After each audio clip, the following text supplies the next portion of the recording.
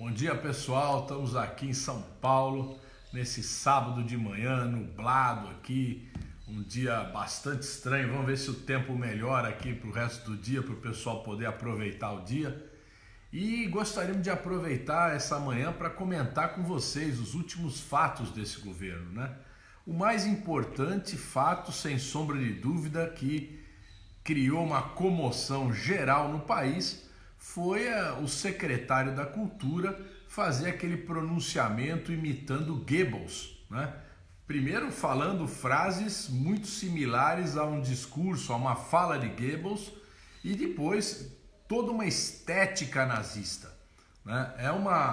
É uma coisa que causou um verdadeiro terremoto na vida política e cultural do Brasil, porque um secretário da Cultura desse país, que tem uma diversidade cultural tão grande como é a cultura brasileira, ser submetido a uma figura tão triste como esse secretário que foi demitido.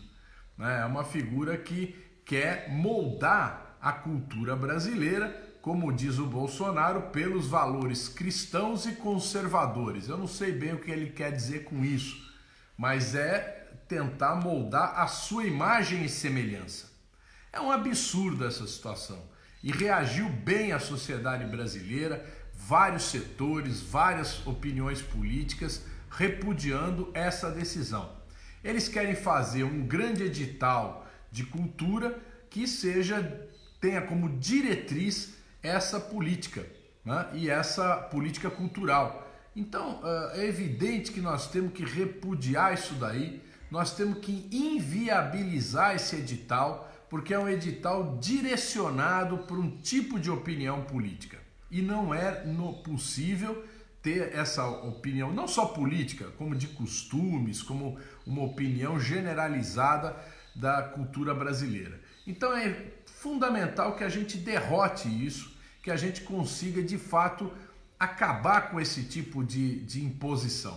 Agora, esse é o complicado. Isso não é uma visão só do secretário da Cultura, porque o secretário, ele extrapolou, ele é um doido varrido, é um cara que já tinha atacado até a Fernanda Montenegro, é um camarada frustrado, um neurótico, que foi lá e quis dar uma de gênio, né? Além de puxar o saco do seu chefe, que é o Bolsonaro, ele quis ainda se mostrar como um grande conhecedor da cultura alemã, particularmente a nazista.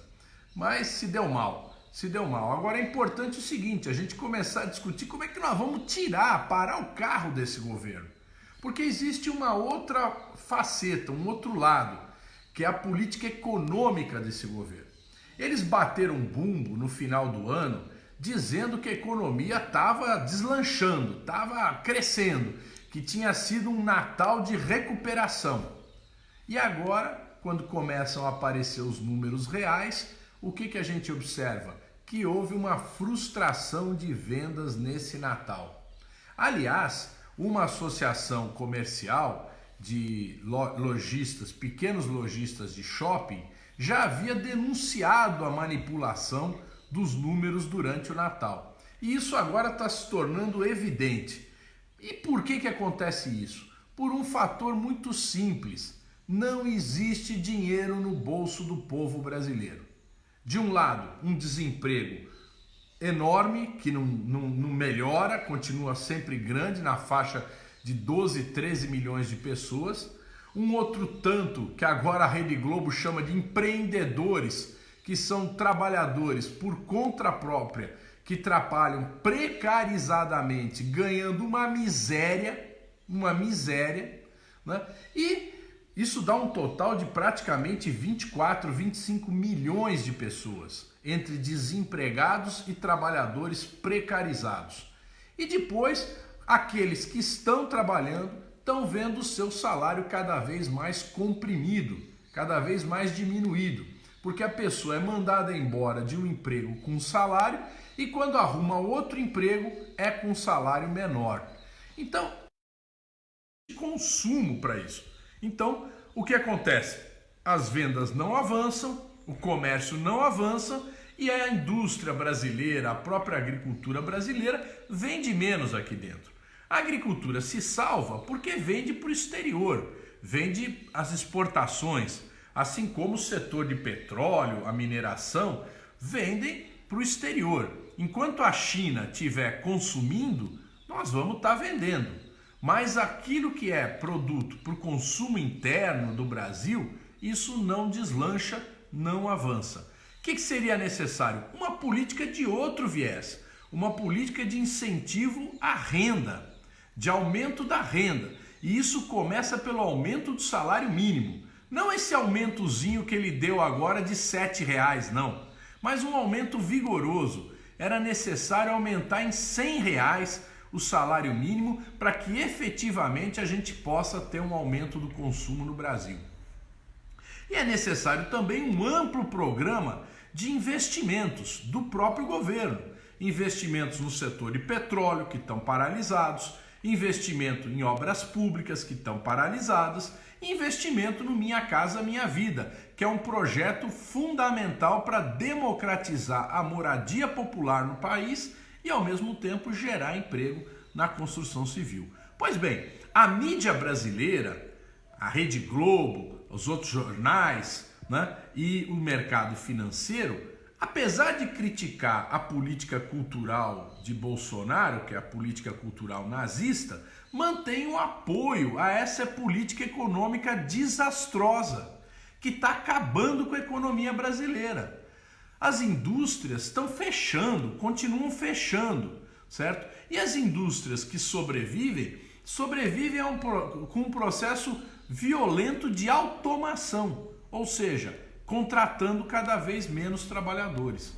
Então é necessário que o governo tenha uma política completamente diferente dessa, uma política de desenvolvimento.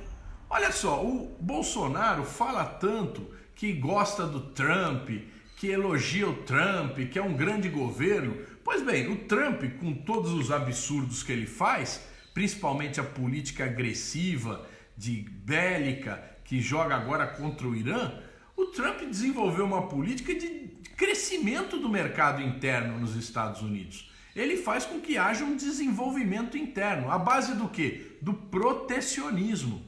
Ele protege a indústria norte-americana, ele protege a agricultura norte-americana, né?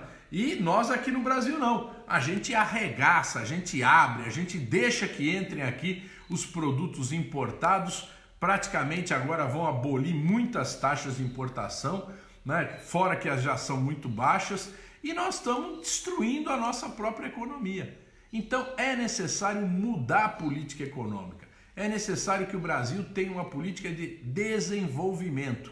E esse governo não tem. E a mídia brasileira também apoia essa política econômica, né? A política de privatizações que eles querem levar a cabo está tendo uma reação muito grande. O pessoal da Casa da Moeda, no Rio de Janeiro, ocupou lá as instalações da Casa da Moeda. Está tendo privatização agora na fábrica de fertilizantes do Paraná. Os trabalhadores, são 1.000 demissões, pertence à Petrobras, está sendo privatizada. São 1.000 demissões que vão ocorrer lá. O pessoal está lutando, está reagindo. Também tem muita luta que vai se acentuar nos próximos dias e semanas, que é a privatização de 5 refinarias da Petrobras, né? E fora a privatização do Correio, que é a maior empresa de logística do país e que tem 40.000 trabalhadores.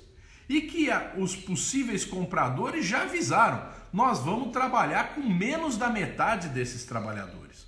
Ou seja, são políticas que reduzem emprego, desnacionalizam a economia nacional e levam ao fechamento de diversas atividades. Veja vocês, a gente deixar de ter uma fábrica de fertilizantes no Brasil, que é um dos maiores produtores agrícolas do mundo, é de uma insanidade total. Nós vamos começar a importar fertilizantes, né? A gente diminuir a nossa capacidade de refino, reduzir o refino do petróleo no Brasil, é um absurdo. Nós vamos exportar petróleo bruto e comprar gasolina, comprar óleo diesel, comprar querosene, quando nós poderíamos fazer isso aqui. O Lula, quando presidente, ele desenvolveu a Petrobras para que a gente pudesse chegar na chamada química fina, ou seja, extrair petróleo, refinar o petróleo e ter uma indústria petroquímica, ou seja, fazer um ciclo longo de produção que gerasse emprego e riqueza dentro do Brasil. Mas esse governo, como também foi o governo do Michel Temer, não tem nenhuma preocupação com esse tipo de coisa. É por isso que não basta tirar o secretário da Cultura e acabar com essa política cultural insana. Nós precisamos mudar a política econômica. E a política econômica de Bolsonaro é ditada por Paulo Guedes. Paulo Guedes é um representante do mercado financeiro, representante dos interesses estrangeiros no país. E ele é o verdadeiro condutor dessa política, porque o Bolsonaro, como bem diz, não entende nada, mas dá guarida a essa política, como aliás também os setores militares no Brasil que deveriam estar batalhando pelo país, pelo Brasil, pelo mercado interno, pela nossa produção. Esses setores abandonaram, deixaram vender a Embraer para a Boeing, que aliás a Boeing está numa crise gigantesca, se envolveu num projeto que deu tudo errado, aquele Boeing, aquele grande avião que já caíram 2, né, e que estão todos parados, a linha de produção da Boeing está parada, comprou a Embraer, ninguém sabe o que vai acontecer. A venda, na prática a venda da nossa área de lançamento de foguetes na base de Alcântara, né, que eles estão passando para os Estados Unidos, e isso aí tudo aos olhos dos militares brasileiros que não reagiram e não reagem e dão cobertura para esse governo.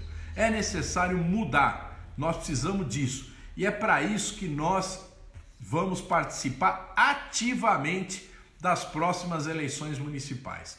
Ontem houve uma reunião do Diretório Nacional do PT, a primeira reunião do novo diretório eleito, e uma das decisões políticas é que nós vamos lançar candidatos a prefeito e vereadores na maioria das cidades brasileiras. Vamos incentivar. Isso não quer dizer que a gente não faça acordo, não faça aliança. Sim, mas para fazer acordo e aliança com outros partidos, e nós queremos fazer com os partidos do campo da oposição, da esquerda, nós precisamos ter os nossos candidatos, porque a gente só dialoga com outras forças políticas quando a gente tem um nome para colocar como na disputa. Então nós vamos lançar candidatos, vamos discutir com outras forças políticas e pretendemos disputar nas principais cidades do país, aqui as capitais, as grandes cidades, as cidades onde existem redes de transmissão de TV e rádio, para que efetivamente a gente prepare a derrota desse governo. Esse governo Bolsonaro tem que ser derrotado e enterrado, porque o mal que ele causa ao país é inequívoco. Todas as pessoas estão vendo. A ponta do iceberg foi esse secretário da Cultura, mas nós precisamos mexer no iceberg inteiro. Nós precisamos bombardear o iceberg inteiro para de fato a gente garantir um governo democrático no nosso país, um governo popular, um governo que pense no desenvolvimento, no crescimento e na soberania nacional. É isso que a gente precisa. Minha gente, um bom sábado para vocês. Aproveitem o fim de semana. Segunda-feira nós vamos voltar a conversar com vocês sobre a Prefeitura de São Paulo. Aliás, segunda não, vamos fazer domingo à noite um bate-papo para falar sobre a Prefeitura de São Paulo, em particular, que eu quero conversar desse assunto com vocês. Bom dia, grande abraço.